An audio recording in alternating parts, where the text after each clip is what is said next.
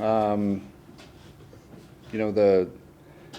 taking it one day at a time, 1-0 each day, and yesterday is in the rear view. This is great, obviously, to get all 3 games against a Utah team that's been playing really well, and to come out and put an exclamation point on the series itself today was great. But the most important thing, we won today, and that's all we could control. And the guys came out, set a tone early, and continued to add on throughout the game.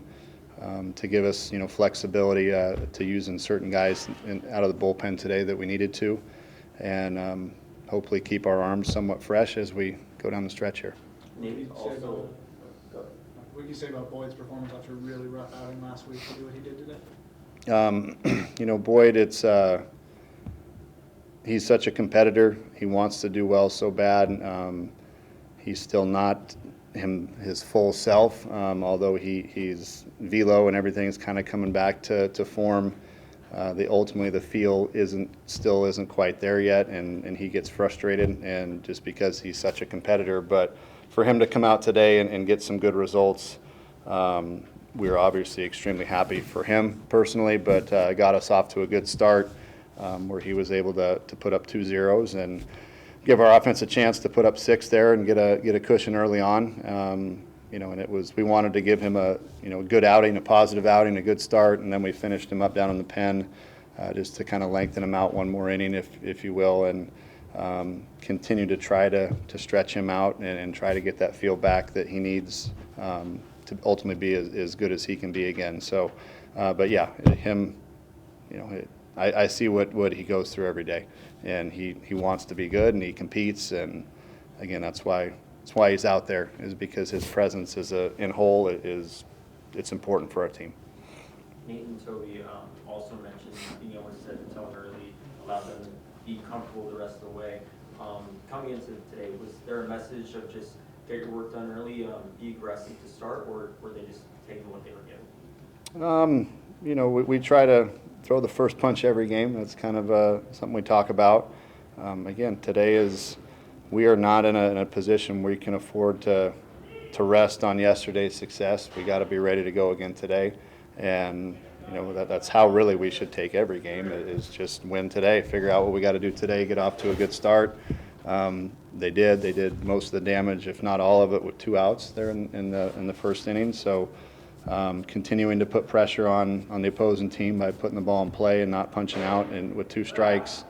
So all that stuff starts to add up to where we can see why we preach it, and getting off to a nice start. And then I was just really impressed that even though they were comfortable, they continued to add on throughout the game with a lot of runs in almost every inning. So just all around good performance by the offense, and timely pitching by the guys we threw out there.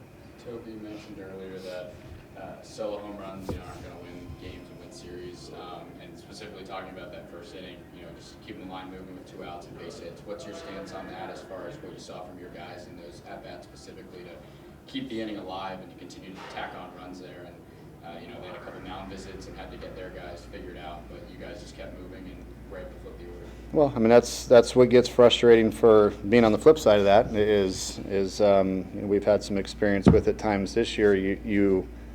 The things that sting are just the good at bats, and it's like, man, fouling off pitches one after another, and then squaring a ball up on a mistake and keeping the line moving, and then the next hitter does the same thing. It just takes the heart out of you, and so for our guys to continue to grind and continue to battle and put together good at bat after good at bat, again, especially with 2 outs, when they know they're 1 pitch away from getting out of here, and nope, there's another run, and then the next guy comes, does the same thing, and keeps the line moving. It makes it a fun offense, and so that's if we're going to be successful, I think that's the type of offense we got to have. We saw Will Rogers for 1 pitch. How long has he been pitching practice? When did that kind of come to fruition? We've been ramping him up, and he threw a really good inning at UCLA, and he's eager to do it, and he wants to do it. He was tremendously successful in high school at it, and it took us a while to break down and say, okay, we'll put you on the mound and see what you got, and we were like, wow, it's not bad. It comes out pretty good, and he's been eager to do it and wanting to do it, and I think Will is the type of kid that the moment of the game doesn't really affect him too much. He just is like, give me the ball, let's go, let's do it. I don't know what all the stress is about. Let's just go get somebody out. And he has a little bit of presence out there, and again, we've only seen him twice, but there's definitely something there. And so it gives us another option, that we might need late in the game, or an innings guy that we can count on to come in and throw strikes and give different arm angles. And at this point, we need options, and he gives us another one. Was the plan for Will to come in for that last out, or was it because Danny got the first quick out on the line out, I believe, and then had a walk and a hit by pitch? Was the plan to have Danny just go the rest of the ninth, or did you want Will to get in there for one out? Well, we had toyed with the idea of starting Will and then bringing Danny in for the lefty and flip-flopping him again if necessary, and actually having Danny go play left field, and Danny's capable of playing the outfield, and flip-flopping him back and forth once. We were kind of toying with that, and ultimately I'm like, no, let's just throw Danny in there against the righty, and then we wanted him to face the two left-handers for sure, but like I said, I had toyed with the idea of having Will face the first righty, bring Danny in for the left, right, left, and then flip-flopping them and bringing Will in for the three righties at the bottom. But I didn't have the guts to do it. So we ended up just going with Danny to start the inning, and then we knew if we got down to those bottom three right-handers that we'd just bring Will in for those guys. Overall, you used 8 arms today. Only one of them gave up more than 1 run. A lot of sacrifice hits and fielder's choices. So, you left them into those situations. Does that just speak to the boys of your unit, and the depth as well? Well, on Sundays, you got to mix and match and figure out ways to get through with who's been used already in the weekend and who is, throwing a good bullpen throughout the week and seeing live hitters throughout the week who's looked good there, and trying to keep guys sharp and mix them in. Obviously, we're trying to get Ethan sharp in the right situations because he's an arm that I think can help us. He wasn't as sharp as he wanted to be, of course, but that was a good situation to get him in there and continue to try to progress him because we might need him down the stretch as well. So just to kind of give guys options and keep them sharp, keep them fresh, and limit the amount of work that we have to use the big bullets so often. Hopefully we can keep those guys healthy and fresh for these last 7 regular season games, and then hopefully beyond. You guys looking into an insurance plan for that nice facility out in right field with a couple more years of Toby Pepper in it for the next couple of years? Well, we were having some fun with him after the second one. That's an F8 on most days, and he'd hit it at the right time with the right amount of wind, and so we was like, man, don't get too full of yourself. That wasn't like a bomb like the first one. That was a F8, you know it, and you got lucky, and we'll take it. But we kind of gave him the silent treatment when he came in for that one. The guy was impressed with the guys. They silent treated him for about 3 or 4 hitters really before they finally gave him the okay. But it's one of those things. You just keep grinding, keep focusing, and he's maturing as a hitter. Early on in the season, he struggled with lefties, and now he's really coming into his own with facing left-handed pitching, and he continues to work hard, and we're going to need that. And to go off of that, as far as his development, with he's recently played a lot of first base with Connor, and his health problems of late. But what have you thought of his development as a freshman, both at the plate and now getting some experience there at first, and a guy that's going to see a lot of time there over the next few seasons? It's some offensively, he's come a long way and progressed. Defensively, kind of getting his feet wet. He's got to get better. He's got to get more agile and be able to move around a little bit better. And we all do.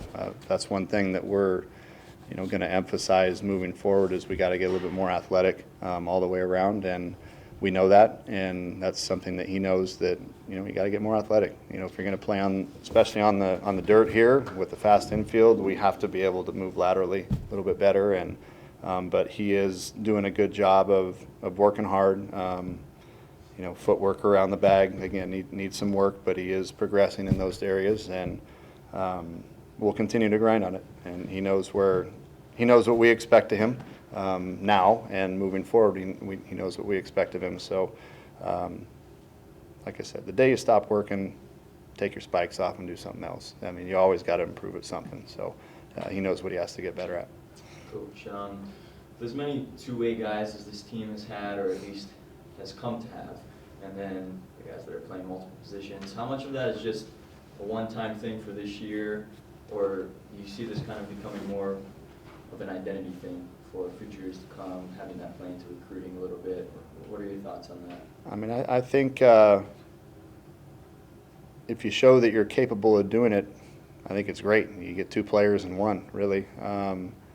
For me, it's important when you only, now that they're cutting things down to 35, on a roster next year, you need that. You have to have some flexibility and a guy that can give you an inning here and there to give guys a breather if necessary.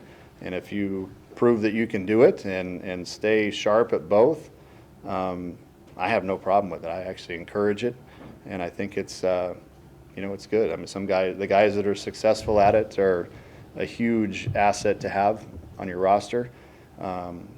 Sam has worked previously with guys at San Diego State that did that and were very successful. The biggest thing is taking care of the arms and being able to do that. And has experience with being able to monitor that appropriately. So I think moving forward, I'm not gonna be opposed to having guys that can do both. If you're that kind of an athlete, this is college baseball, man. That's kind of what makes it unique and fun. And if those guys can do it, let's do it. Coach, you get a win on Mother's Day. I'm sure that makes the rest of the day with the wife and kids a lot better. What's it like the rest of the day for you now? I'm gonna go celebrate with my wife and kids and family, and that's it's been a grind. Obviously, everybody's been grinding really hard, and I think after today, especially with a nice weekend under our belt, it's time to pull the parachute for the afternoon, turn my phone off, and not make any phone calls, and make sure Sam doesn't call anybody today.